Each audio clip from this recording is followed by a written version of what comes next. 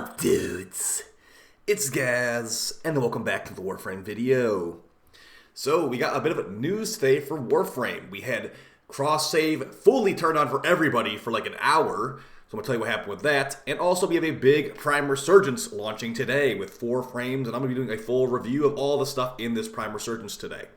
But before we get into it, make sure you're subbed to this channel. We do daily Warframe video uploads. Also, hit that like button too if you enjoy these videos. I really appreciate all the support recently, guys. It really means a lot. All right, and of course, I'm not going to be stopping making videos anytime soon. You guys know I'm going to keep making them no matter what.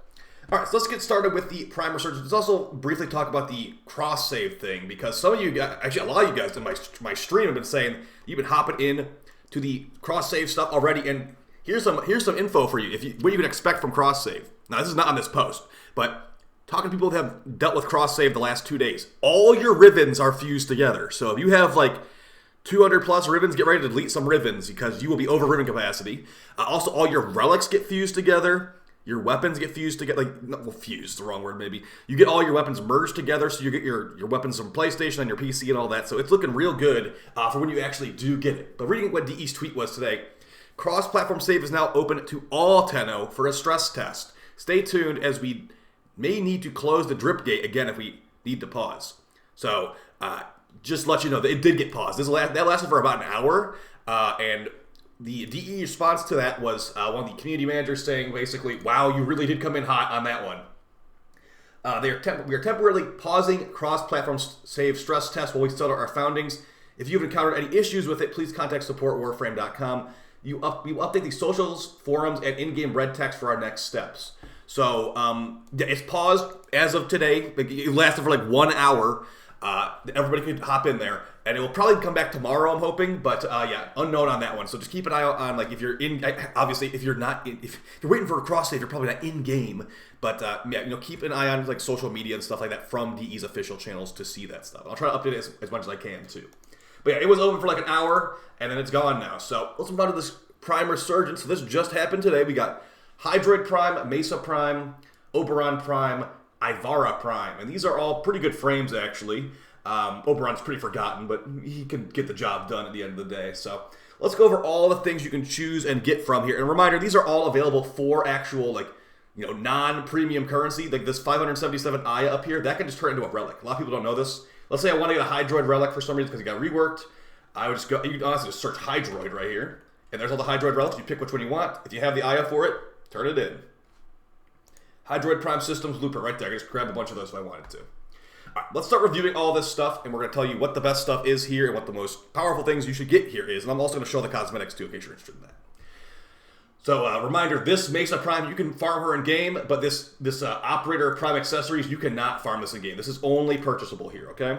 All right, so starting off with Mesa Prime, she is a DPS character. Her fourth ability makes her have these exalted guns that auto-aim on targets, and basically if you look in their direction, it will shoot at them. It's very, very easy. Some people actually don't even like this frame because she just kind of plays the game for you, but if you are okay with that, like you want an auto-aim John Wick kind of frame, this one's really good. Fourth ability can be modded for different elements. You can put corrosive, viral, or whatever you want to. Third ability gives you damage reduction against bullets.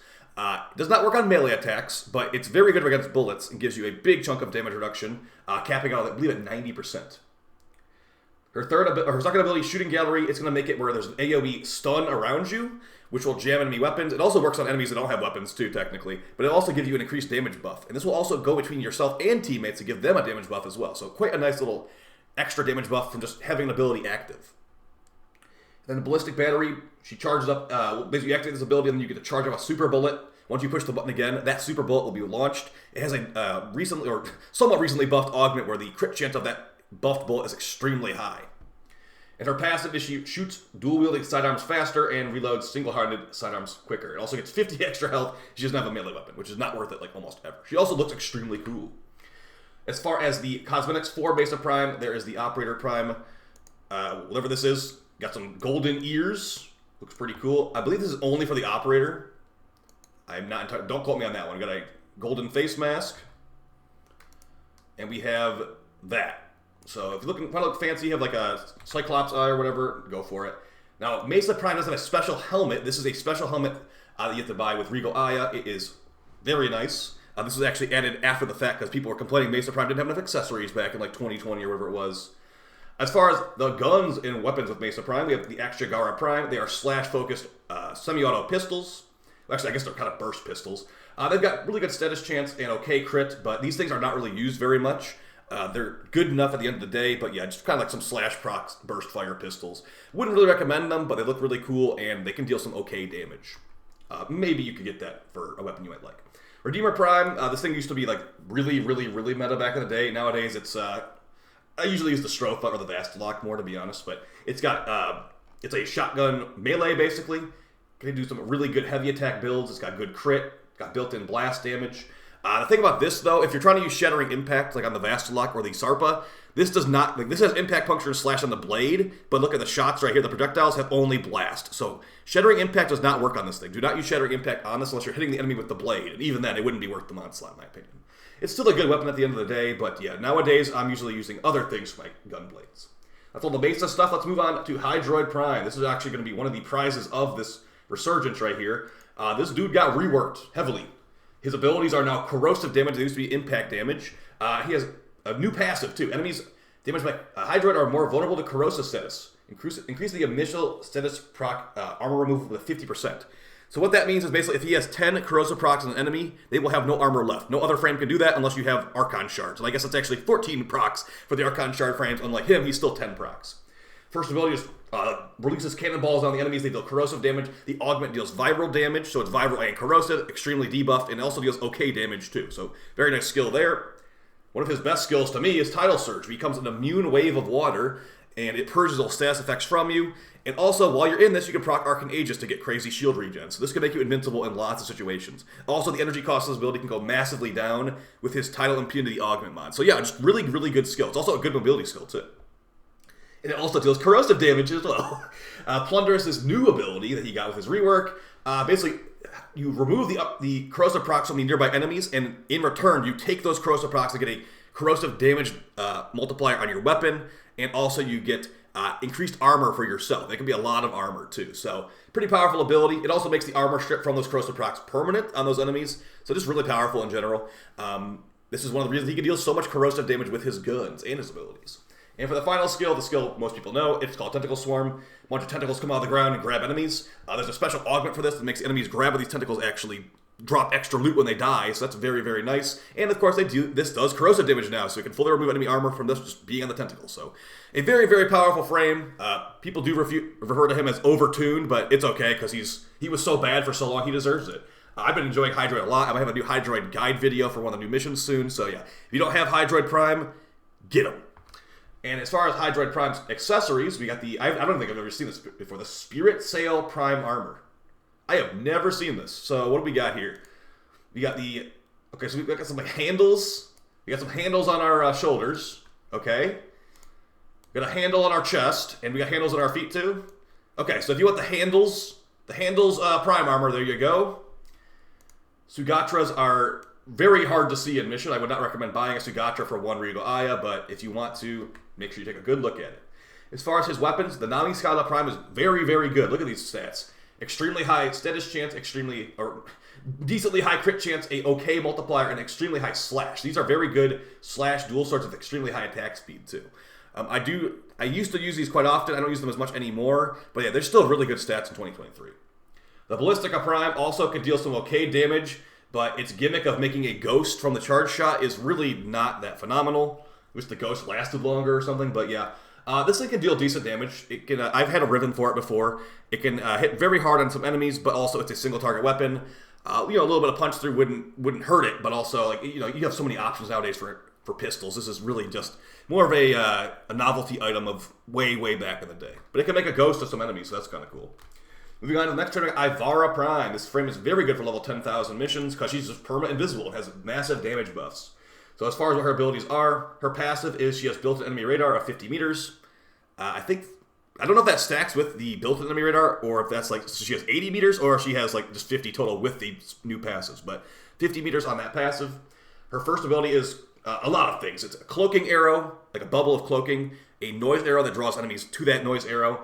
There's a dash wire arrow. You can like have a vantage point over the enemies that can also buff things. You have a special mod, and also a sleeping arrow to make all enemies nearby fall asleep. So this is a very versatile skill. Lots of things you can do with this, and it is a nice utility skill just for lots of situations. It also has some pretty powerful augments too. Second ability, more of a fun one. You can steer projectiles around and control where they go. And this works on pretty much every projectile in the game. So if you want, it's more of a for fun ability, definitely, but it can deal some big damage too if you mod it right. So you can steer your arrows around, you can steer your glaive around, etc., etc. It's pretty fun. But I usually also helmet this off. One of the main abilities of Ivara is Prowl, go invisible. It drains energy per second. You can make it drain like almost no energy per second. And while you're nearby enemies, you pickpocket them for extra loot. Keep in mind, too, that every hit on an enemy while in this will drain energy per hit. So be careful if you're doing a melee Ivara build. But yeah, this is very nice. It has an augment mod that lets you walk through lasers. So if you're having a problem with spy missions, it's a little bit on the slow side, but it will be relatively safe. And her fourth ability, her ulti, the Artemis Bow, just fires a ton of arrows at enemies that have pretty good damage. And there's also another augment for this that can make the arrows explode when they hit a headshot. So pretty fun frame. Keep in mind, though, that while you are in Viz with Prowl, you must have a silencer on your weapon or you will lose in Viz. So that's why things like bows, that's why her signature weapon is the Baza Prime. It's innately silent. Just be aware of that when you're playing her. You need to have silencers on your weapon, Hush mod, and things like that. For her weapons, we got the... let's go for her armor first. The Anasa Ayatan Prime armor. Okay, looks like there's some like creepy fingers on it or something. Interesting. Maybe I'll pick it up. And the Apavada Prime Sayandana. I don't know if I like that, but if you like that, go for it. Her weapons of the Baza Prime, like I said, it's innately silent, even though guns or, auto rifles or whatever are supposed to be full, alarming or whatever. This one's silent because it's made for Ivara. Decent stats, very low base damage, though 16. I don't usually use this thing, but hey, if you want to, it's decent with Ivara, I guess. Basically made for her. Axamani Prime, these are not silent, so don't use them with Ivara unless you have a silencer on them. But yeah, funny enough, these actually have more base damage than the Baza, and probably better stats too, so... I'd recommend these over the Baza, honestly, but also both of them are pretty much single target and not exactly high in damage, so yeah. Neither of those are really what I'd recommend to you overall. I'd say definitely go for the Akjagara Prime over the X. Actually, Examati is full auto and Akjagara is burst, so these are not really the best Prime weapons in the game, to be honest. Oberon Prime, I'm not going to go over his abilities too much, but his passive is allied companions get increased health, armor, and shields, and 1 instant revive per mission. His first ability has a good augment that gives you a radiation buff. Normally it just deals like % damage or something like that. His second ability is radiation grass. If they walk on the grass, they take radiation damage. Some other stuff too. Has some synergy with his 3, which gives you healing and also some increased armor. And it's just not that amazing, but it's okay. And his fourth ability is a lackluster armor strip and radiation nuke.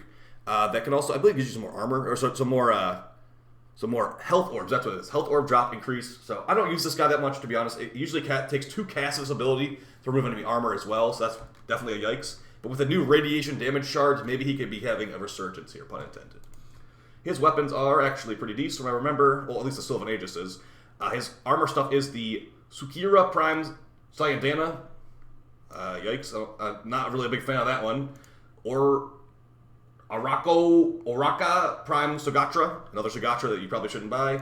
Saberis Prime, a burst fire like single target gun. Really not exactly the most meta at all, but it's got a decent crit chance. If we ever did an Incarnon for this, that would be great, but we don't have any news on what the next Incarnon will be, unfortunately. So if we do get an Incarnon, that'd be nice, but yeah, I'm not holding my breath on that one.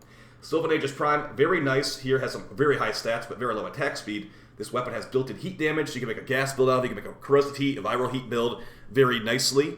It's a very powerful, hard-hitting weapon, but yeah, like I said, it has very low attack speed, so you can patch it up somehow. Sword and shield. And I think that's it, right? I think that's all 4 of the new Resurgence frames. Okay, so as far as what I'd recommend to you overall from these 4 ones up here, I'd say the must-have frames are Hydroid and Mesa. Those are the must-have frames, Mesa Prime and Hydroid Prime. As far as must-have weapons, I don't even know if we have any must-have weapons here, to be honest. If you don't, just get the Mastery Fodder, basically. The Nami Skyla is very good. But as far as like the best weapons here, I'd just say keep scrolling down. Get the Latron Prime, get the Boar Prime before these go away in about 10 days. These go away in 10 days. You don't have the Latron Prime for the Incarnon or the Boar Prime for the Incarnon, get those. Not to mention, pretty much none of this stuff up here has an Incarnon. Like, no Incarnon here, no Incarnon here, no Incarnon there. So if they do add Incarnon for any of this stuff, you might regret not having it. So I'd say still maybe get it for Mastery at the very least.